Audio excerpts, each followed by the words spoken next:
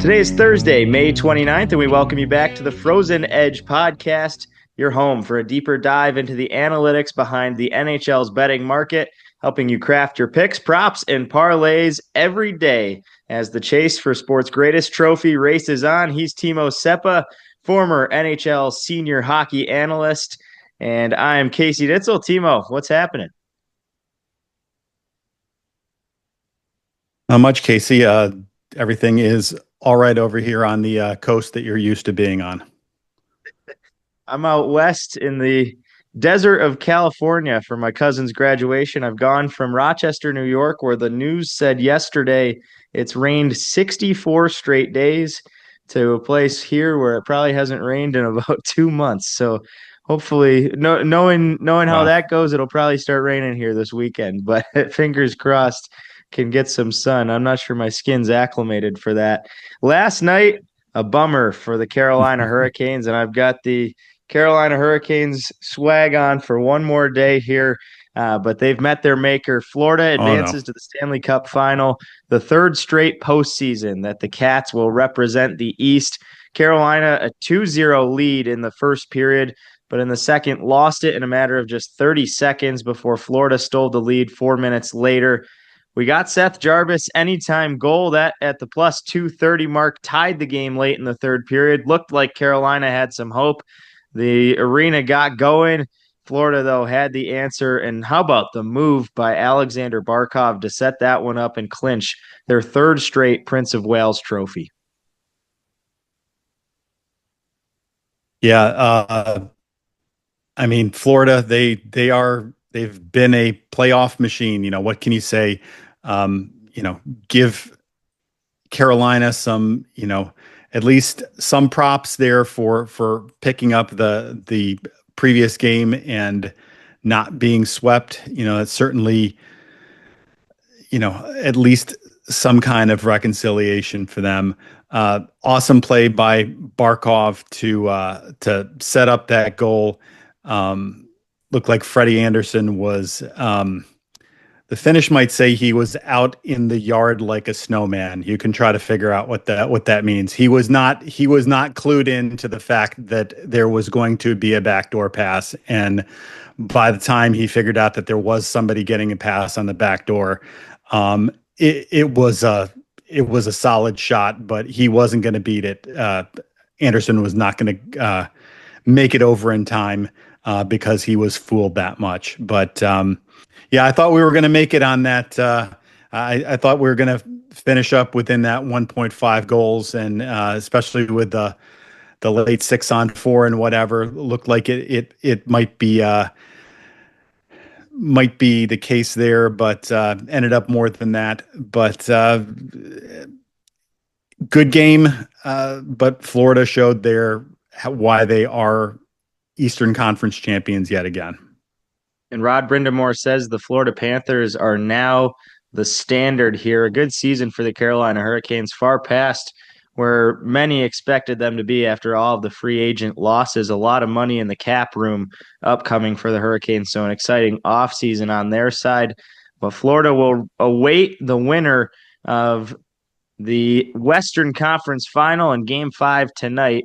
Dallas trying to prolong the series. Edmonton trying to clinch the same fate that Florida did last night. It is a 3-1 Oilers series lead as Game 5 heads back to Dallas, Texas, 8 o'clock tonight as we look at the game lines. Plus 110, Edmonton, the slight underdog in this one. They're minus 250 to cover a 1.5 spread. Dallas minus 130, the favorite on the money line to get a bounce back game here at home. Minus 190 to cover a minus 1.5 spread. The over under set at 5.5. Over is minus 130. Under plus 106. Timo, Dallas has been on and off in game fives, but on home ice, pretty strong. 4-2, their record since 2021. Yeah, you would think that would be a slight advantage for Dallas, perhaps having that 4-2 record in game fives on home ice. Most of the times when they were in game fives in that time period since 2021, most of those series were 2-2. So um, I'd prefer to look at what the deal was when the series were 3-1. Now, our buddy Connor Giroux looked up all-time stats, and they're actually pretty staggering for Edmonton and Dallas being up 3-1 and down 3-1. Edmonton being 17-1 and Dallas being 0-16. I didn't corroborate those numbers myself, but I'll take those to be the fact. All-time numbers, though, I mean, like if we're looking at numbers from 10, 20, 30 years ago, what do those mean? I prefer to look at a more recent sample. So since 2022, leading 3-1 in game 5, Edmonton is 3-0. So they beat Calgary in the second round in 2022, 5-4 in overtime, close game. They beat LA in the first round of 2024, 4-3, close game.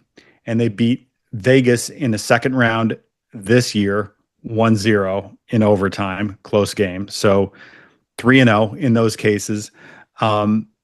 However, for Dallas in game 5, we've only, in that same time period, they had one case where they were trailing 3-1.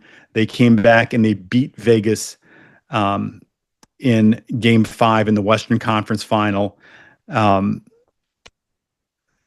a score of 4-2, but they ended up losing in game 6. So what does that tell me? That tells me that I guess that, I mean, there's more of a track record on the Edmonton side. So a bit of a track record in being able to finish off 3-1 series in game 5s. But, is that much of something? I don't know. Last season, this series was tied at 2-2 this point. So we will see what those trends mean.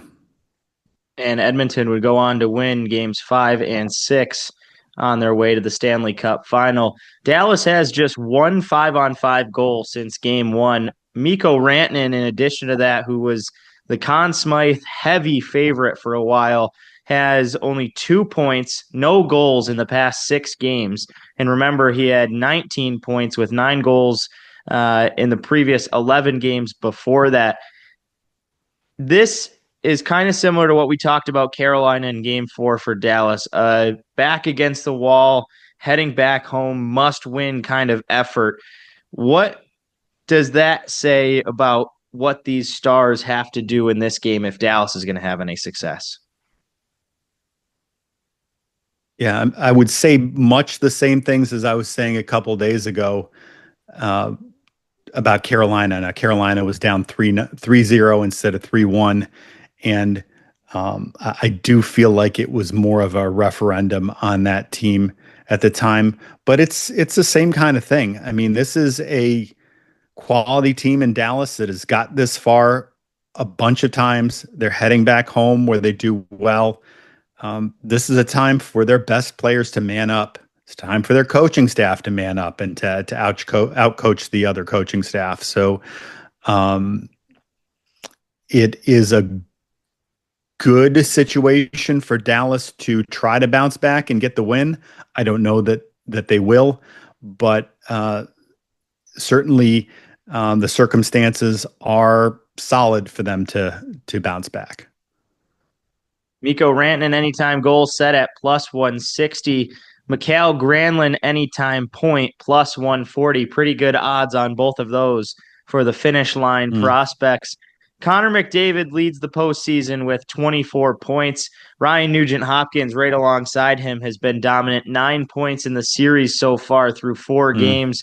Don't forget about Corey Perry's big addition. But a huge loss to the offense. Zach Hyman injured in the last game, and now it's been promoted. He will be out for the rest of the postseason. So a key goal scorer in their lineup that they will not have the rest of the way. Jeff Skinner comes in replacement. Maybe worth a look at the Skinner anytime point, but they will get a huge boost on the back end. Matthias Ekholm will be in for the Edmonton Oilers on the blue line. Yeah. Nice addition there with Ekholm. Although Stetcher has played very well, I'm a Stetcher fan. Uh, Solid, underrated defenseman. Yeah, we'll see how Edmonton does. I mean, these are the playoffs. I mean, it is a grind. It is hard to get through the playoffs without losing players, and even if you don't lose players, you have players that are hiding those injuries that are taking away a part of their productivity. So it's got to be the next man up. Jeff Skinner, obviously someone who does not have a lot of playoff experience despite his vast regular season experience. Nice to see him in the lineup, and we will see if he can score. I mean, you would think that he will be hungry, so I like the idea of seeing it, once the lines catch up to the fact that Skinner is in the lineup, because that is a recent development here today, that I would look for that and see what you can get on a Skinner anytime point. Back-to-back shutouts and a one goal against win for Stuart Skinner rather. Too many Skinners on the ice to sort out. 29 shots per game against for the Dallas Stars. They have 116 in 4 games. What have you seen out of Skinner? And do you anticipate maybe we'll see the same effort out of the Dallas Stars throwing all kinds of pucks his way? Yeah, as far as shots on goal, uh, that's always hard to gauge. Depends on the uh, ebbs and flows of a game. As we've talked about earlier in the series, you certainly want to see Dallas getting their rush chances, getting those high quality chances.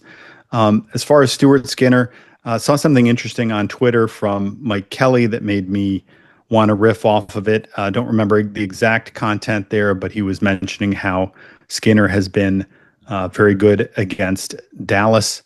Um, Digging into those numbers myself, certainly in the playoffs, Stuart Skinner has been 7-3, 929 against Dallas. Okay, so that looks like that might be something as compared to his playoff baseline of 24-19, 898.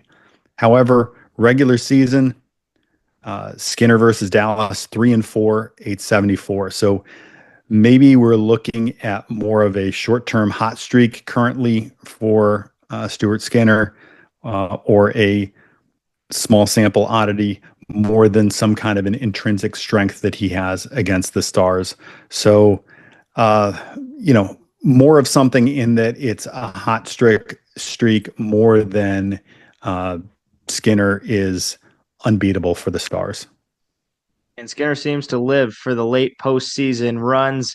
That's where he elevated his performance last year as well and kind of got himself the bid to be the guy in Edmonton this season. The Skinner over prop at 24.5 saves, minus 110, a good parlay booster there if you think that Dallas will continue to pressure him and Skinner will continue his strong performance along with the shot props. How about a plus 750 shot prop parlay for a few guys to have over 1.5 shots on goal? Connor McDavid, Leon Draisaitl, Mikko Rantanen, Jason Robertson, all to have 1.5 shots. That is a nice little boost there if you put all 4 of those together. Let's finish it off here, Timo, as we look towards tonight's game. We have a little bit opposite picks here, and usually that goes the way of your choice. I'm going Dallas on the money line at minus 130. I think the importance of that must-have game is going to be there for the Stars, and especially on home ice. But you like the underdog, and it's hard not to like that value with the way that Edmonton's been playing. Yeah, I think we talked about some of the stats early on.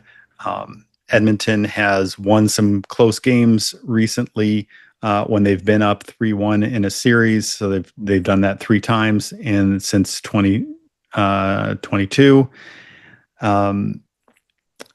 Dallas is good on home ice. Dallas should be desperate. I don't think it's crazy to go with Dallas.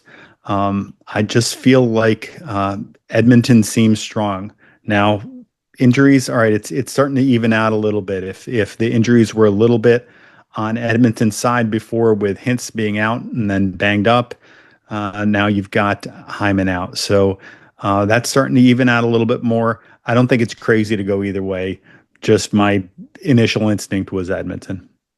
The last time Jeff Skinner was in the lineup was when Edmonton fell down 2-0. We'll see if he can get his first ever NHL postseason victory while wearing the armor.